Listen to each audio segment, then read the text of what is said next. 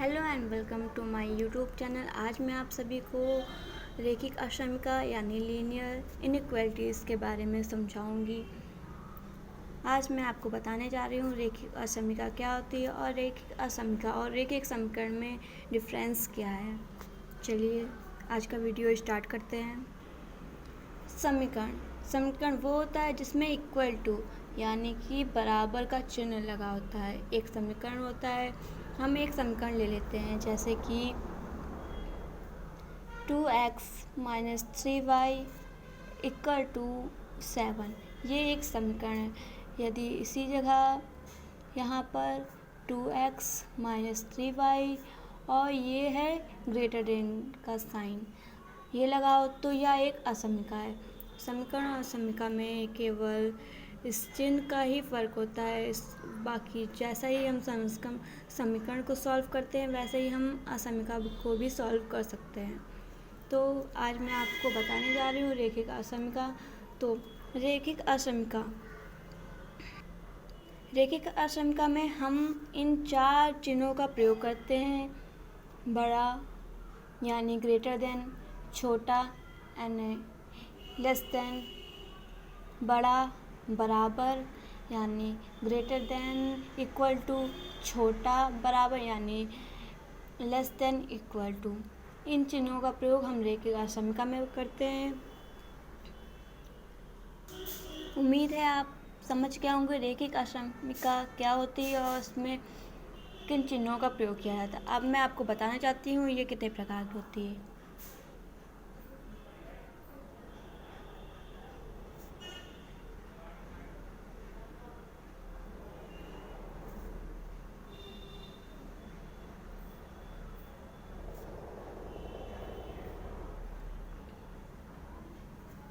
ये 5 प्रकार की होती है।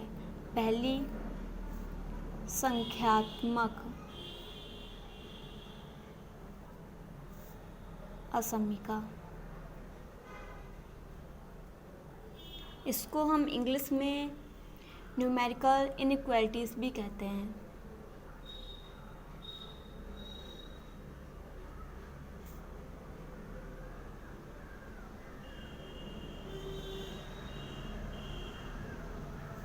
इस समीका का अर्थ है वो असमीका जिसमें चर राशि नहीं है। आपने अपनी पिछली कक्षा में चर और अचर राशि अवश्य पढ़ी होंगी। चर राशि होती हैं x, y और अचर राशि होती है 1, 2, 3 एनीथिंग।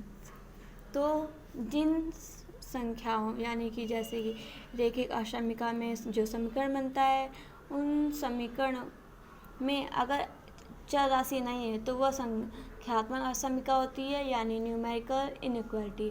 आपको ये इंग्लिश में भी ज़रूरी पढ़ना चाहिए। आगे आप नेक्स्ट क्लास में जाएंगे या फिर आगे कंपटीशन करेंगे तो आपको इंग्लिश का ही काम आएगा। तो अगर हम आपको इसको देखते हैं एग्जाम्पल, 4 ग्रेटर दैन 2 तो ये एक संख्यात्मक असमीका है। और अगर हम लेते हैं 4x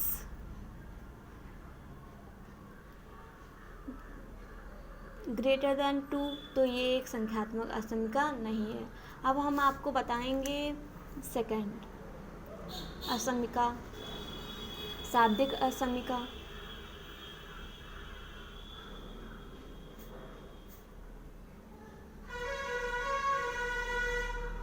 इसको हम इंग्लिश में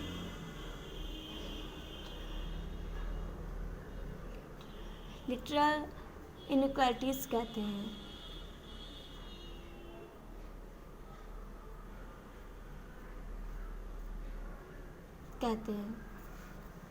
ये असमीका, इस असमीका में चर राशि उपस्थित होती है, उसे ही शाब्दिक असमीका कहते हैं। जैसे कि उदाहरण के लिए हम आपको पहले बता चुके हैं। अब हम आपको बताना चाहेंगे जैसे कि 4x इसका ग्रेटर दैन 2 ये एक शाब्दिक असमीका है। या फिर 4x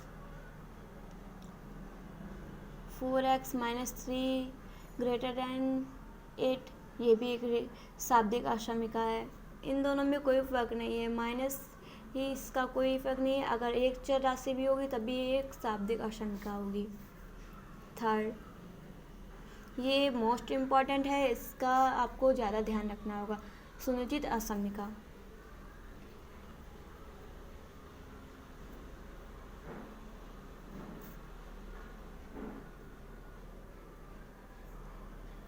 यानी कि स्ट्रिक्ट इनइक्वालिटी। मैं आपको फिर से बताना चाहती हूँ कि आपको इनकी इंग्लिश नेम ज़रूर से ज़रूर याद करने होंगे, कि आपको आगे बहुत काम आएंगे। इस असामिका में only greater than and smaller than का ही साइन होता है। इसमें ग्रेटर देन, इक्वल टू और स्मॉलर देन, इक्वल टू का साइन नहीं होता है। यानी कि जो हिंदी में ये है कम का साइन, यानी कि कम और ज़्यादा, और ये कम बराबर और ज़्यादा बराबर का चिन्ह है। इसमें सुनिश्चित असामिका में केवल कम और अधिक का ही चिन्ह होता है, ना कि कम ज़्यादा बराबर और कम बराबर का। इसके बाद हम देखेंगे नंबर 4, स्लैक असामिका।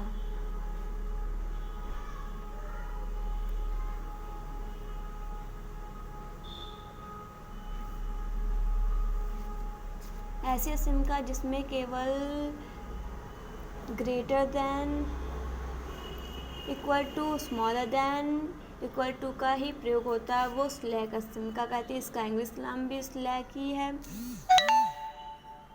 इसलिए आपको इसमें कुछ भी लर्न करने की ज़रूरत नहीं है। ये आपको इसका हिंदी नाम और इंग्लिश नाम दोनों ही सेम है।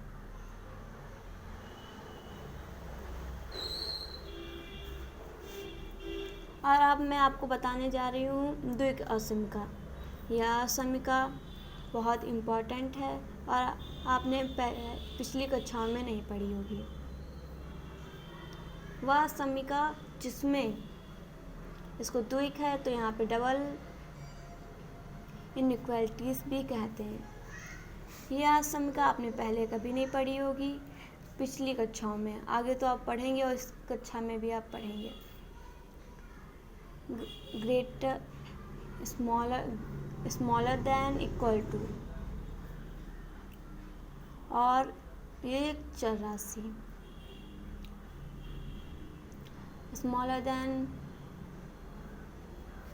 2, और यहाँ पर हम लिखेंगे 5। इसमें डबल में आप smaller than, greater than, smaller than, equal to, greater than, equal to आप सभी पढ़ सकते हैं। इसमें आप सभी पढ़ेंगे और इसमें कोई भी चिन्ह कहीं पे भी लगा हो सकता है, इसमें कोई फ़र्क नहीं है। और इसको हम आपको आगे सॉल्व करना भी सिखाएंगे।